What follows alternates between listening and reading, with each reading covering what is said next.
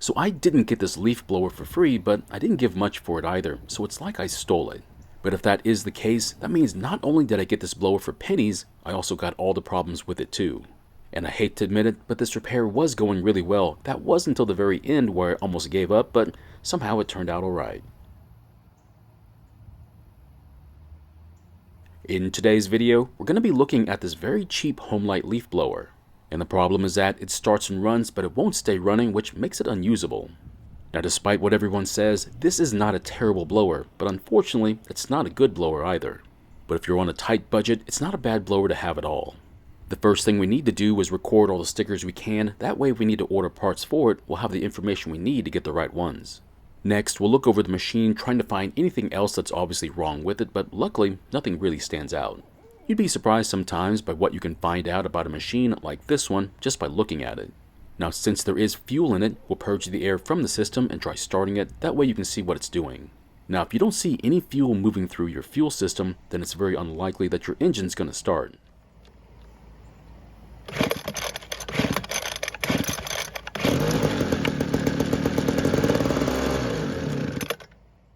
Now, even though it stopped, it might just do better on a second attempt.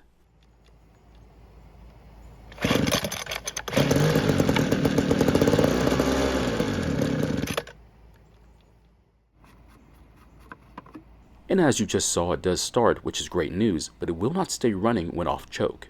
And for those of you who are wondering, trying to use a leaf blower while fully choked is impossible to do because there's not enough air getting to the engine, so it has very little power. So a very likely cause for a problem like this would be stale fuel, but I will let you know that I tried using it again with my own fuel and the problem was still there. Now before we start working on this blower, I don't want to get any of this dirt inside the engine or in the carb. And to take care of that, we'll just give it a quick spray and rinse, but you may not have to do this on yours.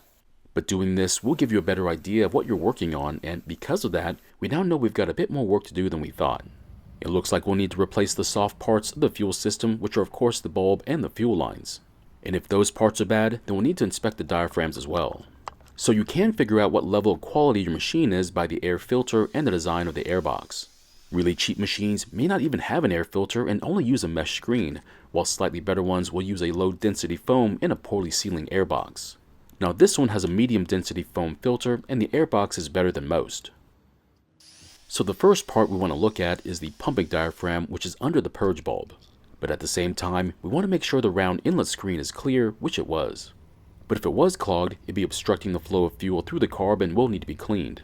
We also want to make sure that both flaps are parallel with the rest of the diaphragm because it helps to seal against the carb, which they are.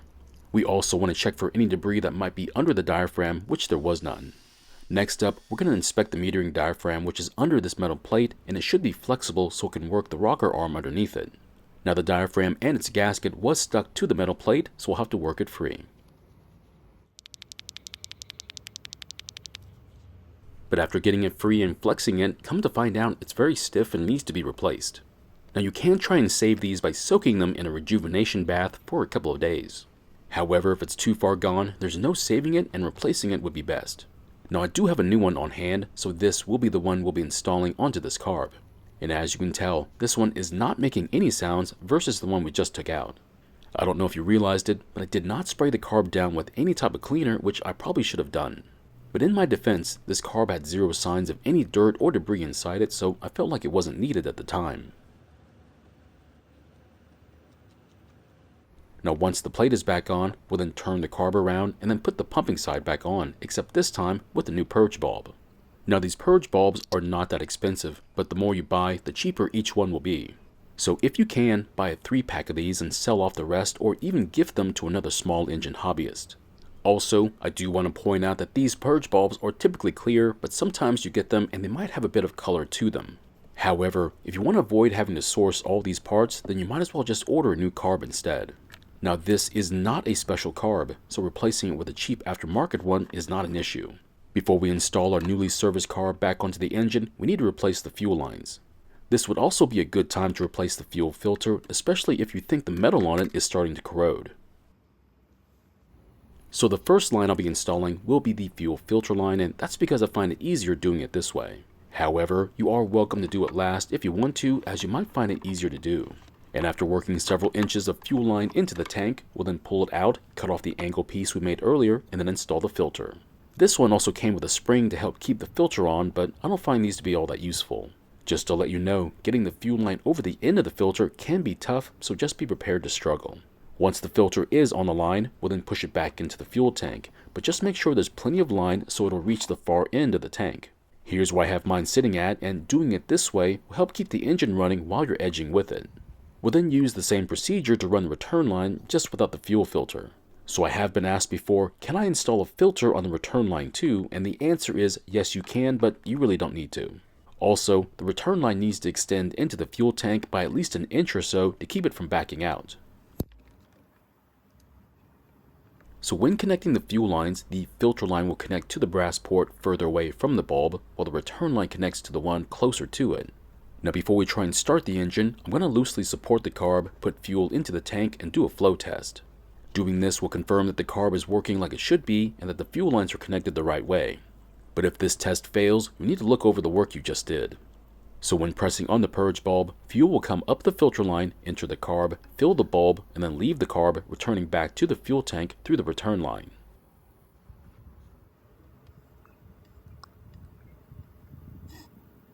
And as you can tell, fuel is flowing the way it's supposed to be, but if yours is not, well, get ready to take it back apart.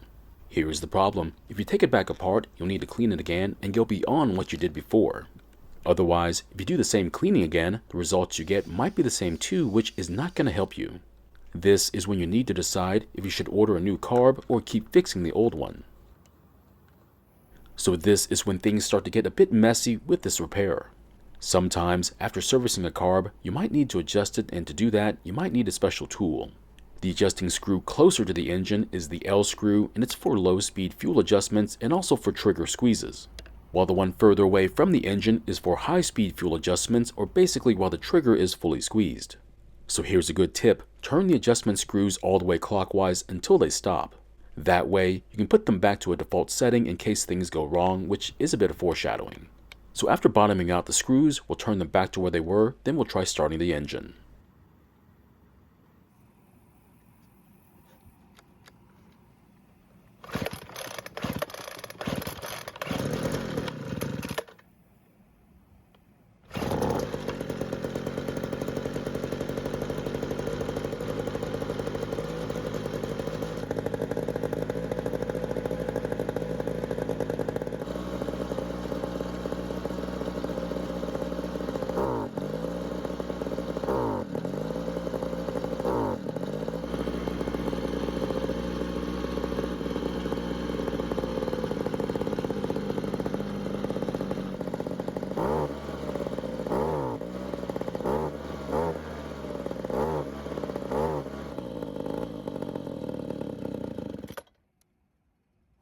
So here's what happened. I adjusted the carb for about 30 minutes, but nothing seemed to help out, so I think something else is wrong.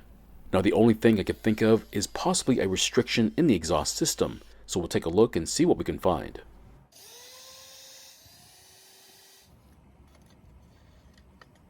So after getting that hot muffler out of the way, we can then look at the exhaust port for any kind of buildup that might be restricting airflow. But come to find out, there's nothing there, it's as clean as a whistle.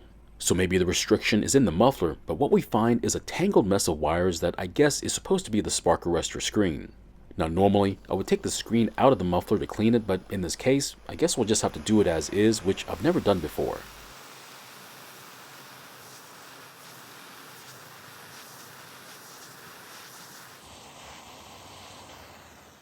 But after using the torch on it, it doesn't look any different. Now I'm not sure if it was even clogged, but I guess we'll find out. So at the same time, I'll be swapping out that torch spark plug that was in it and replacing it with a different one just to see if there's going to be a change. As some of you might know, I don't change spark plugs unless there's a starting problem, so you know I'm getting kind of desperate here. Don't forget to reset your adjustment screws before starting it, otherwise your settings might be so far off that it won't be able to start at all. I know keeping track of your adjustments can be tough, so knowing what they were so you can put them back is a very smart thing to do.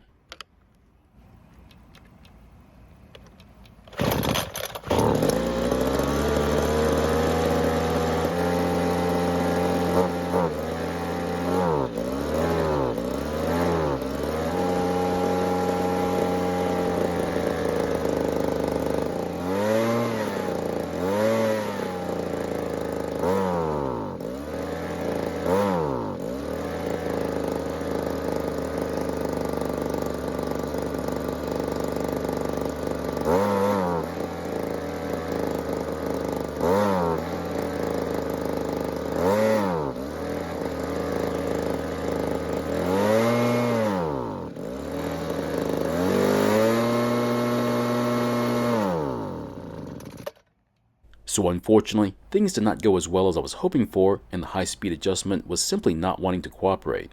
I then had to stop for that day and came back the next day, but apparently time was all we needed because this time things went a bit differently.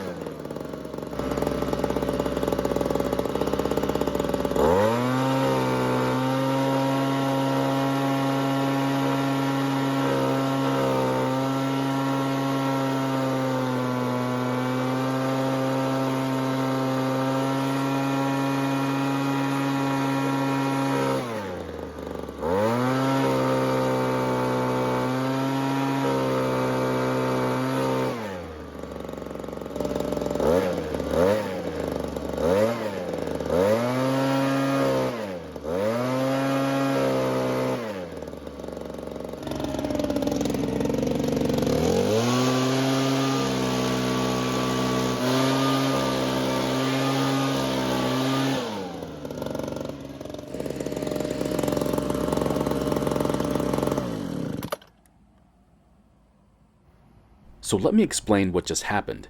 Yesterday, after servicing the carb, I could not get the engine to run at full throttle. I then tried to adjust the carb, but no matter what I did, we had no success. However, 24 hours later, this time the carb takes the adjustments I make and now it starts and runs great. So what happened then? Well, the only thing I could come up with was that because I didn't clean the carb when I had the chance, there must have been a blockage somewhere that I didn't know about. But after a little bit of time, that blockage was able to clear itself, allowing the adjustments I was making to get the engine to run the way it should. Of course, that is just my guess, but I think it makes about as much sense as anything else. So my question is, do you think my theory is right, or do you think there's a much better answer to what happened to this blower? Thank you for watching. I really do appreciate your time here. Please feel free to ask me any questions about this project or about your own projects, and I hope to see you in the next video.